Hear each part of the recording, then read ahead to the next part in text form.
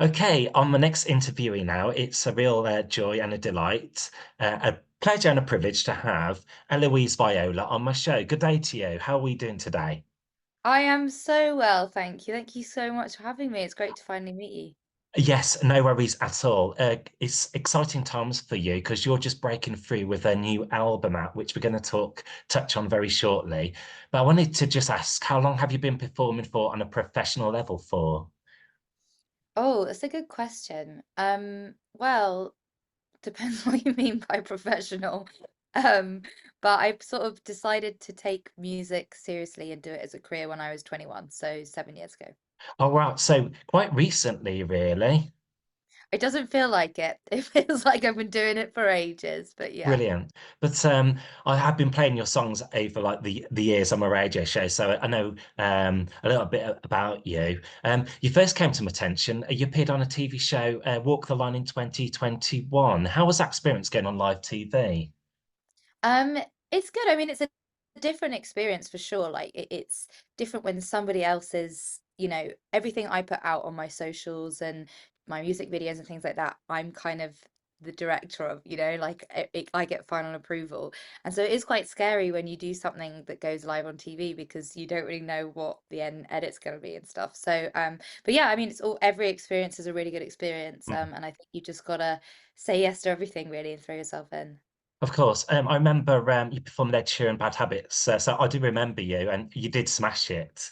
Thank you so much. Cool. So on to your new album now. You got a brand new release. It's called Glasshouse. I know you've waited a long time for this to finally get out there. Yeah, for sure. And Glasshouse, how long did it take to put together in total? Um, well, I didn't really set out to write an album. Like that wasn't like I suddenly decided we're gonna write an album now. I started writing, I kind of got to the level where I'd written 6 or 7 songs that I was really, really proud of, and I felt like really told my story. And so at that kind of point was kind of this time last year, we were like, right, let's make this into an album. So I've been writing the songs. I mean, the first song that's on the album that was written was actually in COVID, so that was 2020. So, it's 4 years ago, but it's kind of more, I would say more a year or two that really we've been thinking about the album and this body of work. So it's feels like a long time Yeah. coming. Well, congratulations on it. Going to just break it down and chat about a few of the tracks on there.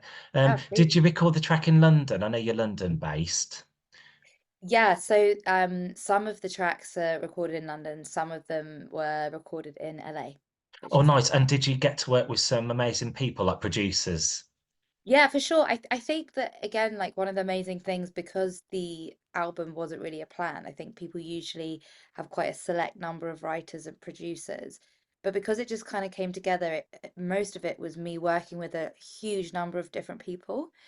So the album has got so many producers and writers, which is amazing. And I think that kind of speaks to how diverse it is because it's had so many people's life experiences and their sound and how they produce, which I think has made it really, really special.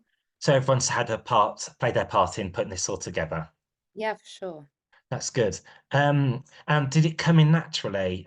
You've released music like over the course of the years. Did it just naturally come together rather than being a difficult album to write?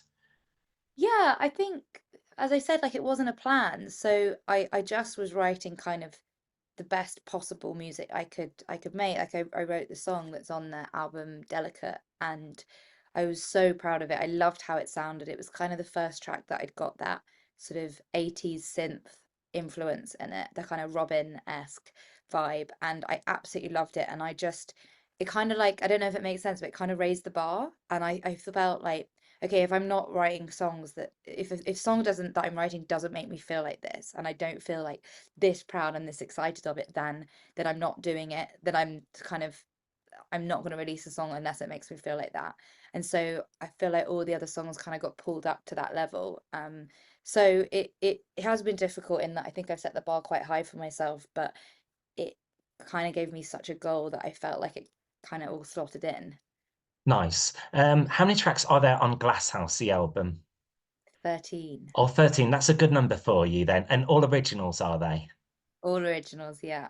Fantastic. One thing I noticed about the songs, apart from 999, is they're all one-worded. Yeah. Was that intentional? Yeah, it was. I mean, initially that's kind of what happened. And then I kind of saw it as becoming a bit of a theme and I was like, right, this is cool. I'd like it to be each song be one word. So yeah, and 999 kind of looks like one word because it's all together. So yes, it was intentional. Yeah. It's quite original, that is, quite novel. The only person I know who's done it's a Pet Shop Boys, but I don't know anyone else. Yeah, I just wanted it to have I'm quite organized and I think I just kind of wanted it to have a certain look and a certain Mm. sort of aesthetic even in that bit. I really like how concise it is and what the other thing that I like about having one word titles is it doesn't really give away much. So, you see a song like, for example, I have a song on that album called Alone. And I think that there are certain preconceptions. So you look at it and you're like, oh, this is going to be a sad song about being alone. And it's like completely not Mm. about that, which I really like the idea. And I think the one word kind of gives it that. So having a bit of mystery. Exactly. Yeah, yeah, Mystery, sure. as they say. Yeah. And speaking of 999, what's that song about, please? It's about, it's about heartbreak. It's about the first experience of heartbreak in terms of when it just happens. And it's about, in the whole reason of 999 is that it's about kind of comparing it to a car crash and that you are just completely shocked. There's no way that you could plan it, and it's a shock about the actual sort of breakup itself, but it's also about the shock of the feeling, like you can't believe how much of a toll it's had on your body, and it takes over all your thoughts and how overwhelming it is and how difficult it takes to process. And I think, yeah, it's kind of a dramatic song, but it's kind of about that, like needing someone to speak to and someone to call and just somebody help me, I don't know what to do. It's that kind of panic feeling. Mm. Quite a lot of people can relate to that. A lot of people have probably been in that predicament, haven't they? Sadly, I do think it is part of life. Yes, sure. As I say, yeah, we've all been there. Exactly. One track I did like to touch on, Lifetime, is it? It's a real earworm, that is. That one really got stuck in my head as well. Like, is that a good thing? I think that's a good thing. Yeah, because it's memorable, makes you remember a good track, a good song. Good. And Glasshouse, the single, and Glasshouse, the album, are taken from the same name as well. Glasshouse, that's your lead single. Would you say it's like a disco kind of retro crowd pleaser in a way? Yeah, it is disco. It's kind of like I've always really liked sort of I'm gonna say heavy bass line, but I don't mean it in like bass line music. I mean kind of having, you know, a foot tapping bass that has like a really cool like funky melody, and that's kind of where we started. And I really like that if you kind of just listen to that song, it sounds like it's a disco tappy fun song. But if you listen to the lyrics, it actually has like a much deeper meaning, and hopefully it's kind of like a funky protest song, really. And also wanted to ask, do you have a favorite lyric from the album? Oh God. I do I have a favorite? I do quite like quite a lot of the lyrics. I Hmm. am quite pleased with them. The one that sticks out, and it's the song, one of the songs at the end of the album is called Moments, and the main line is, "After all these moments, we will see that nothing broke us." And I really like that because I feel like it encapsulates that the bad stuff has to happen. It's like all of these moments, it can't just be good, but it means nothing broke us because we dug deep, we got resilient. And I think that sort of is very telling of what the album's about. And then on the album Glasshouse, you have a vinyl release as well. Yes, I do, which is very I actually it's my laptop is on all of them right now because I don't have Oh, a stand. I left it at my parents' house. So yes, I do have it. I can grab it, I can show yeah, go you. for it. Hold on. No worries. Yeah, wow, congratulations. That's Thank amazing. you. Yeah, I never thought I'd ever sort of have physicals. I never thought I'd ever get to that point. So it was quite a special moment seeing them, and I love the artwork. I know the artwork's just me, but I do, I love it. This whole like I think it's really strong, but it's really vulnerable. And this also it was actually all made in Photoshop, which Hmm. is so cool. So it's all glass and silvery, which yeah, it just all suited it very well. Brilliant. If you could describe your sound in 3 words, what would they be? Oh God. How would I describe myself? Um, sensitive, um, energetic, and um, empathetic. Let's go for four. Nice. That's quite a hard question, actually. This It is is. slightly easier. Festivals as well. We'd be doing many festivals this year with the weather picking up, touch wood. We're hoping. I'm hoping so. There's lots of things in the pipeline, like nothing that has been completely concrete yet, but I'm waiting on a lot of things. So it will be all over my socials if and when I have more shows. Hmm. And you're on tour with a certain Rebecca Ferguson. What are you looking forward to most being on the road? Yeah, I'm really excited. We leave on Thursday, so yeah, I'm really excited. I think it would just be really great to perform the album songs. And that they're massive, amazing rooms, and she's got amazing fans, and so I'm really looking forward to kind of performing the songs. And I usually do kind of meet and greets at the end to try and chat to fans and kind of see what they thought of the show. And I really enjoy meeting people there and then. And I think people are quite honest there and then about the songs, and I love hearing what people thought. Just going to run a few dates. You're in Manchester as well, the Bridgewater Hall. I think that's the 17th of May. Yeah, that's Friday. And then at Cardiff, Basingstoke. Then Newcastle as well. That's the 25th of May. Then Scotland, 26th of May. And then London, you're looking forward to your London gig on the 31st of May. Yeah, I think it's always special to do home. I mean, home for me is kind of Brighton. So I think there's Brighton and then London, and or London and Brighton. And doing those shows will be, yeah, really, really special. And then finish up in Wolverhampton, which is my neck of the woods, 2nd of June. That's a Sunday, so that'll be a good show. Amazing. Yeah, I'm excited. And you've really hit the nail on the head for choosing the cities as well. Sometimes it's hard to choose the cities, but you've made sure you're covering all the UK where people can get to. Well, I didn't choose it. Rebecca did, and Oh, did I've she? been supporting her. So yeah, I'll tell her. Yeah, no worries. And being on stage as well, do you like trying out like different stage instruments, like effects and pedals and microphones, equipment, But that side? I have a musician that I play with, and to be honest with you, my kind of focus is my voice and what I say. I mean, the guys that play with me, they kind of are in control of what it sounds like where we run it through. Yeah, it's exciting this time. I really wanted to get over my messaging across, so we've got quite a few sound effects of like news articles and TikToks about body image and things like that. So I'm really hoping that so that's going to be quite a interesting thing to see if it works, trying it Hmm. out this time. And how essential is it to believe yourself in this industry or any field or industry? It's the only thing really. Like I think that, you get so many no's, and if you have to believe in it, otherwise you will be hit down by every time you get a no. I think you have to know that what you're offering is great. I mean, otherwise what's the point? If you're like, meh, what I'm doing is okay, Hmm. what's the point in doing it? So it's for me, it's yeah, I would say it's pretty integral. Sure. And what I like about you as well, you got the full package, you got the confidence and you're stylish and you can sing as well. Do you get recognized when you're out and about? Thank you. I have done at the weirdest times. Yeah, I have done at weirdest time, but not a lot to be honest. I mean, London is just huge, isn't it? Hmm. So, but yeah, If you could change anything about this industry, what would it be? good question. I wish there was less gatekeeping. I wish that people would help each other a bit more.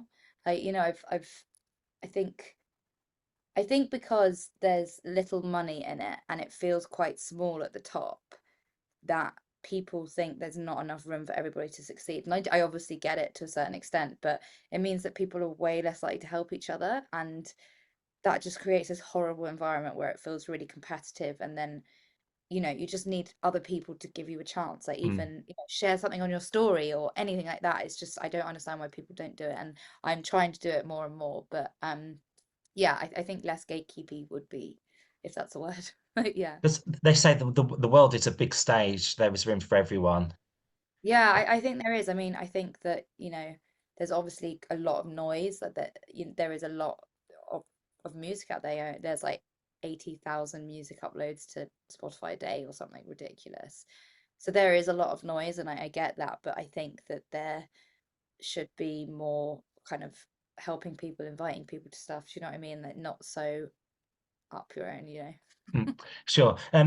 Mentioning Spotify as well, I think I saw your figures. They're nearing 250,000. Is that right for this album? Yeah, which is very, I was quite surprised, but very, yeah, very exciting. It's great to have, the numbers aren't everything, but it is great to see that there has been some progress Mm. there. Sometimes it's just reassuring, isn't it, A to see hundred that? percent. Yeah, 100%. You just need people to, oh, there are people that are actually listening to this. That is great. I wanted to ask, this is one question I always wanted to ask a musician. How do you look after your voice? Oh, well, I've kind of, I don't know if you've heard of this thing called habit stacking, which is where like you put good habits together so that you can, it's basically just making like, um, it's a strategy so that you can do everything right at the same time, and you make it easy for you to do the things Mm, that are good for you. So I have an app which I do a big vocal warm up with, and instead of doing just like a warm up, I also do like intense vocal exercises. So every time I'm warming up, I spend an hour doing it, which has been like amazing difference. I have like a little straw, I have a steamer, I've got this honey spray, I've got you name it, I've got it. I've been really lucky actually, and my voice is pretty resilient. But I think it's just you've got to know, it's kind of like your body, right? You've got to know what works for you and when it's getting tired and what it means and what oh, so my voice is feeling like this today, so therefore I need to do this. And that takes time, but that's kind of what I do, is I'm just really aware of it. so quite a bit of preparation. Not I mean, a few people know that the voice box is actually an instrument in itself. Exactly. Cool. And yourself, you do a podcast as well. What do you enjoy about that side of the media? So it's brand new. It actually isn't finished yet because I've been so busy. But yeah, the podcast will be out fairly soon.